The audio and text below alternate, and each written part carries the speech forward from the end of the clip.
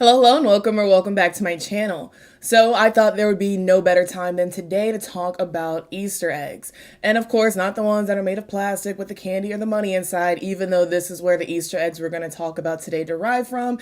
But today we're going to talk about Easter eggs in media and the many shapes and forms in which they come. And of course, we'll also talk about this little Easter egg mania it feels like we're in now that a lot of us are on social media, where everything is an Easter egg, everything is a clue, everything is a hint, and some of the pros and some of the cons of that. But before we get into it, let's take a quick word from today's sponsor, Surfshark VPN. I am so thrilled to get to talk to y'all today about our sponsor, Surfshark VPN. And a VPN keeps you safe online, keeps you private by covering up everything it is that you might be doing online. And so when you connect your device to the internet, all of your information is in a way blurred out or encrypted.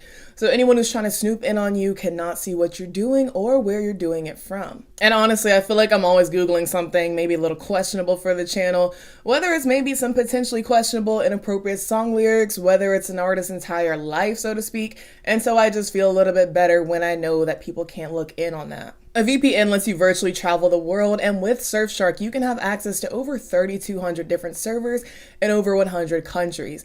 And that's honestly one of my personal favorite features of Surfshark is that I have access to streaming libraries all over the world. And aside with just being able to keep up with my favorite shows and movies on streaming, I also have access to content that I would have never had access to in the United States. So for example, I've set my Netflix to Brazil and they show me what's trending in Brazil, whether it's shows or movies, some that I've never even seen before or heard of, but they show it to me because they think that I'm there. And unlike quite a few of these streaming services, Surfshark protects you on an unlimited number of devices, so you don't have to choose between your phone, your laptop, your tablet. You are protected on all of them. And aside from access to streaming libraries all over the world, Surfshark VPN also gives you access to app stores all over the world, and who knows when you might feel inclined to download an app that is no longer in your country's app store, potentially. And more importantly, on the safety side of things, a feature of Surfshark VPNs that I really love are their website safety warnings, which are available on Firefox, Chrome, and Edge. And what they do is let you know if a website has had any breaches in the past. And as someone who loves to switch it up and not always work from home, I'm working from cafes, coffee places, things of that nature quite often, meaning that I'm using public Wi-Fi, so it does make me feel a lot better to know that Surfshark VPN is encrypting my data. That way no one can access it. And Surfshark themselves will never collect your data no matter what. And there's no risk in trying Surfshark VPN because they offer a 30-day money-back guarantee. So you can click the link in the video's description, or you can use my code NAOMI for 83% off and an extra 3 months free. Again, link in the description or my code NAOMI for an extra 3 months free and 83% off. And I do just want to extend a very big thank you to Surfshark VPN for sponsoring today's video, for keeping me safe online no matter what I am doing. And let's go ahead and get back into the video. An Easter egg is basically anything hidden in a piece of media, typically as a nod or a reference. This reference could be to the creators of the media, maybe their own lives, referencing the plot of that specific media, or connecting it to a separate piece of media. A very popular example are the little references that Disney makes to some of their other movies. A lot of those call back to existing movies, be it a character on a shirt or a stuffed animal or something. There are a couple, however, where a character from a then unannounced film appeared in a movie, like Nemo showing up in Monsters, Inc. 2 years before Finding Nemo's premiere. At least for Disney, especially Pixar, they include these Easter eggs because animators do tend to get bored. And in addition, now that these Easter eggs are so popular, they know that fans will go look for them when they watch the movie. The earliest example of an Easter egg dates back to 1973 from the video game Moonlander. If you flew the module a certain way, you could visit a secret McDonald's. Easter eggs didn't become a proper media term until about 10 years later, inspired by two different pieces of media. Another is also a video game, the game Adventure for Atari, and the Easter egg is the name of one of the game's developers, Warren Robinett. He programmed his name into a secret room of adventure, found only if a player hovered over a specific pixel. It was a form of protest in a sense because at the time Atari didn't put their programmers' names in the game credits so other companies wouldn't try and hire them. I didn't get any public credit. I wasn't going to get any royalty. So they were completely screwing all of the game designers. Well, I was pissed. Worked on it till I thought it was ready and then handed it in. I didn't tell them that there was a little secret. Atari decided it would be too expensive to re-release the game without Warren's name in it. So instead, to capitalize off of this, they encouraged future programmers to add their own Easter eggs into games. That way fans would hunt for them. And this is actually when they started being called Easter eggs. This video game was already out there. It sold 1 million copies already, and the word had gotten around fast. Steve Wright said, well, I don't know that this is bad to have hidden surprises. It's like waking up on Easter morning and searching for Easter eggs underneath the bushes and flowers.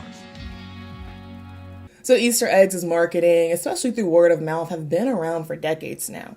They can work as a little "did you catch that?" that might encourage someone to revisit a piece of media to confirm for themselves, or to just keep that person playing the game longer in order to access that Easter egg. Easter eggs often work because consumers love exclusivity, even if it's found inside of a popular product or piece of media.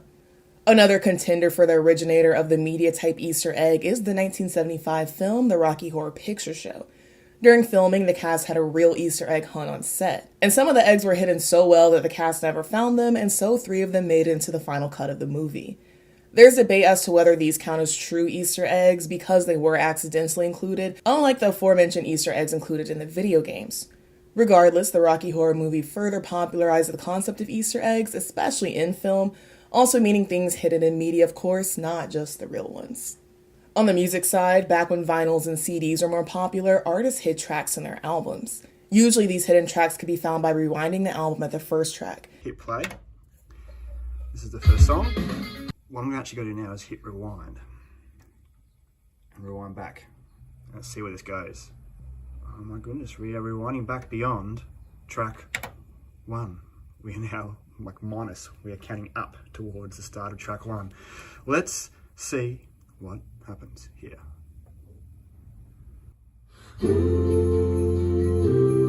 And sometimes these wouldn't be full songs, but also spoken messages or extra liner notes from the artist or band. On the other hand, some albums had hidden tracks after the final track that could be discovered by keeping the CD playing, kind of like an end-credit scene in a movie. This was the case for Endless Nameless, a hidden track on Nirvana's album Nevermind. On the US and Canada versions of her self-titled album, there's a hidden Aaliyah track called Messed Up after the final song, Try Again.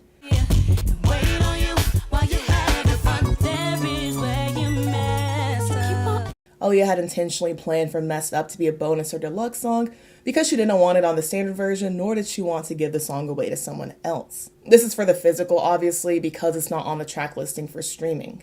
But the song was later included on the compilation album Ultimate Aaliyah that was released in 2005, which is on streaming, so you can stream Messed Up that way. And of course, because of streaming, these hidden tracks on albums aren't as common anymore. It would be cool to find a way to bring that back though if it's not already been. Or have hidden tracks exclusively on the physical copies, but I could see fans not really getting down with that. And they probably wouldn't even stay hidden for a while because someone will put it online the day that the album comes out. And also, when it comes to streaming, money is generated from the plays a song gets as compared to a physical copy, so hiding the track wouldn't be good for business, so to speak. Now, with social media, Easter eggs are an even stronger marketing tactic because word of mouth can happen so much quicker. Like an artist will drop a poster, a teaser, or a video, and within minutes there are people posting their theories at lightning speed. And this is not a full-on condemnation of those people because I obviously do it too. And it's almost hard to not when often there are Easter eggs in an artist's work, so if you don't analyze the video, you might miss something. And also because we can fire out these theories so rapidly online and artists can communicate with millions simultaneously, someone's bound to figure out the Easter egg within a couple hours. That means they're typically pretty safe to include in work because it's not like the people are going to be left hanging for days. I think now more than ever, it makes them a safer marketing technique, and now Easter eggs can feel like a natural part of an album rollout, or at least a pretty common one. And there are a lot of popular examples even recently, like Ariana Grande revealing her album title through coordinates in her Yes and video. The coordinates were at a Montauk, an important location in the movie Eternal Sunshine of the Spotless Mind, leading people to correctly predict the album would be named after it. Back in November, Dua Lipa did something similar with Houdini, the lead single from Radical Optimism. She posted a picture with a key in her mouth and later a series of numbers which spelled out Houdini. To be honest, I go back and forth as to whether these are Easter eggs or simply allusions to the person the song is named after, but maybe it could be both. Another, I feel like one of the only ones that I've caught and been right about was when SZA was teasing the title for SOS in her music videos prior to announcing the album. But to be honest, I feel like that one wasn't hard to find though. I feel like I only catch the obvious ones, and I'm always impressed by the Easter eggs that other fans are able to find. And I think right now the artist most associated with Easter eggs by a huge margin is Taylor Swift. Even when I was Googling music video Easter eggs without including her name, basically all of the results are related to Taylor. It's to the point now where even off duty, people will analyze her outfits and assume those are potential Easter eggs for upcoming albums, upcoming songs, anything like that. And I do feel like she's a good example of someone who uses the Easter eggs both for fan engagement and marketing, and so it does kind of make sense that her fans are always quote-unquote on and looking in a sense. And funnily or ironically, I came across a Reddit thread posted very soon after the Karma video came out, saying some Swifties were doing way too much because they thought Taylor's blue and black nail polish was foreshadowing the release of 1989 Taylor's version. And whether it was an Easter egg, I think it's probably safe to say it was. The album actually did come last October. One that I remember in real time was when the Me music video came out and Taylor said the album's title was hidden somewhere in the video. And I remember people were analyzing the hell out of every single shot, like the most intense game of I Spy ever. Among other things, album tracks were revealed in the Easter eggs in the video, like Lover's second single, You Need to Calm Down, and Soon You'll Get Better, a collaboration with the Chicks. And I was curious to see if the Me video broke any viewing records, even going up against Taylor's own previous music videos. Because when it came out, like I said, people were poring over this video like they were trying to decode the Rosetta Stone. And so I found out Me entered the Hot 100 at number 100, but shot up to number 2 the following week, and that broke the record for the biggest single week jump on the Hot 100. And the video itself, which received 65.2 million views in the first 24 hours, broke Vevo's record previously held by Thank You Next. And on April 26th, which was the date of the video's premiere, you can see that's when a lot of the tweets about the Easter eggs are coming from. Because not only, of course, the excitement for new music, but wanting to be the first to crack those Easter eggs, uncover the album title, because that exclusivity aspect is alluring. So one would think, outside of the music, in terms of charting or amassing views, having those Easter eggs that get people to watch the video over and over is really good for numbers. And they don't even have to be self-referencing or tying into your lore, so to speak. I also think this can especially work when it ties into what fans can anticipate from a new era. And now, especially on platforms like YouTube, watch time is counted too, which is an easy way to increase the revenue these videos make. And as someone who's kind of Easter egg ignorant when it comes to Taylor Swift, I was curious to know when she started with these Easter eggs because I feel like I've only heard about it more in the past few years or so. And apparently this began back with her lyric booklets, even from her debut album, when she would include hidden messages for each song in the lyric booklets. And apparently she stopped this after 1989, but clearly a lot of Taylor's videos and lyrics do still contain Easter eggs, often teasing new music or hinting about who the songs are referencing. And that's in addition to a lot of the 1989s and 13s that she peppers into a lot of her videos. Taylor said about her Easter eggs, "When I was 15 and putting together my first album, I decided to encode the lyrics with hidden messages using capital letters. That's how it started, and my fans and I have since descended into color coding, numerology, word searches, elaborate hints, and Easter eggs." I do think it's relatively typical for numbers in music videos to be some type of Easter egg because sometimes it's easier than coming up with a random number. Or when viewers see a number, they're going to assume the number chosen means something anyway, so it might as well mean something. Weird side note, but I remember years ago, I watched an episode of Ink Master and this contestant got ripped to shreds because he said anytime he tattoos a clock on someone, if they don't tell him what time to put, he puts the time he was born. Personally, I think that's pretty egotistical to put the time of your birth into someone else's tattoo. And saying that in front of the client, if I overheard someone in my shop telling their client that, oh, by the way, like the time that I put on here is the time that I was born, I didn't even run it by you first, I'd say pack your shit after you're finished that tattoo. But anyway, I was looking up other examples of numerical Easter eggs and caught some from music videos I've seen but never picked up on. For example, in Twice's Talk That Talk, several numbers in the game-themed music video reference important dates to the group. In One Shot, their debut date, October 20th, 2015, is used as their point score, and the date of their first win is used as a code in a shot with Jihyo. Some of the other codes include the date of their first fan meet and when they decided to name their fans onces. Other artists that have done this include Blink-182, obviously using 182 for the apartment number in their music video always. Similarly, in Selena's song El Chico del Apartamento 512, at the time, 512, 512, 512, that was a Corpus Christi area code, which is where she lived. And going back to the anticipation part of Easter eggs, I feel like that's a common piece of content you see if you're in a fandom and a new trailer for anything drops. And often these aren't necessarily hidden things put in by the showrunners, but just things that will indicate what we might see in the upcoming seasons. And this is not to knock on those videos because if you're anything like me, when that trailer drops, you're going to spend hours watching a ton of them. And I especially like these because these shows are often adaptations from books or games or something of that nature, so you can get a sense or a feel of what might be changed or omitted. At least as much of a sense as you can get until the show is out. A relatively common film Easter egg is the cameo, and the person appearing is related to the project somehow. A pretty common one, especially for reboots or remakes, is when an actor from the original version makes a brief appearance. And even in standalone projects, sometimes you'll see a writer or director or someone typically behind the scenes make a brief appearance on camera. Hitchcock made short appearances in several of his films, as did Stan Lee in several film adaptations of his comics. And these sorts of cameos happen pretty frequently in music videos and TV shows too. And back on the foreshadowing kick, it's a classic one in the Godfather movies that oranges appear whenever a character is about to die or have something tragic happen. And speaking of the Coppolas, another popular one are the anachronistic converts briefly visible in Marie Antoinette. I know a lot of people hate anachronisms even if they're brief, but other than this being a nod for me, it is a reminder of the fact that she was a teenager, and I do think, aside from it being a little joke, that was the reason they were included. Personally, my favorite Easter eggs in films aren't the self-referential ones or the cameos, but anything that you realize foreshadowed the plot, especially on the second or third watch. I said I watched Eternal Sunshine of the Spotless Mind for the first time a couple weeks ago, and in the movie, the name of the company that removes the memories of the partners is called Lacuna. And I was like, surely that means something, surely that references something, so I'm gonna have to look it up. And the lacuna can be an unfilled space or gap or a missing part of something, which of course is referencing the missing memories. But I do think it can also reference how Joel and Clem attempt to beat the procedure, so to speak, by Joel hiding Clem in parts of his memories or brain that aren't designated on the map, making the procedure more difficult. A really common example of an Easter egg is a movie's plot or big twist being spelled out by some object, image, or quote that seems benign until it's in context. For example, in Midsummer, a painting shown briefly in the beginning spells out the plot. Another pretty recent example is in the beginning of the movie Us, when the 80s movie Chud is shown in a movie collection in the beginning, and the plot of that movie revolves around subterranean people also. Also, at one point closer to the beginning, Adelaide picks up a Thriller shirt at the fair, and at the end of that video, Michael, or his character, turns around showing that he's the monster all along. And out of the many that are present, one major Easter egg in Get Out is actually Rose's family name, Armitage, which is a reference to an H.P. Lovecraft character from his story The Dunwich Horror. Similar to Get Out, unexplained and unaccounted for disappearances are part of the plot.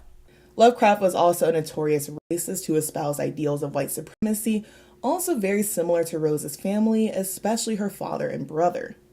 One thing about Easter eggs in general is that often they can send audiences on a wild goose chase, so to speak, keeping them in this obsessive spiral where they're convinced that surely every single thing means something. In response to a poll I put out, some commented they almost feel pressured by Easter eggs at times, not necessarily in decoding them themselves, but also being caught up on the references that other people decode so they're not out of the loop. And on that poll, several did admit that they just stay away from Easter eggs or the Easter egg talk altogether because they don't like how obsessive fans can get about it, to the point where some theories may just seem baseless. I do think part of it is parasocialism, like we're more likely to be obsessed with cracking Easter eggs if we have a parasocial relationship with the artist or with some of the characters in that universe. And also because of our parasocial relationship, we can feel like we're best suited to hunt these Easter eggs because we probably have more knowledge than the average person on the topic. And sometimes that can even turn into a sense of obligation to solve those Easter eggs. While I feel like Easter eggs can get out of hand at times and fuel fans' obsession, I do think there can be a place for them. I don't think it's bad that Easter eggs can encourage us to look at a piece of media beyond face value, especially the type that employs some type of symbolism or make reference to some other media. This can help frame how we're meant to receive a character or situation, or like I mentioned earlier, foreshadow something to come. And with the anti-intellectualism, the lack of media literacy, all of that being such a hot topic, I don't think it's all bad that sometimes one piece of work calls on another, and you do always get the sense of pride when you catch the reference.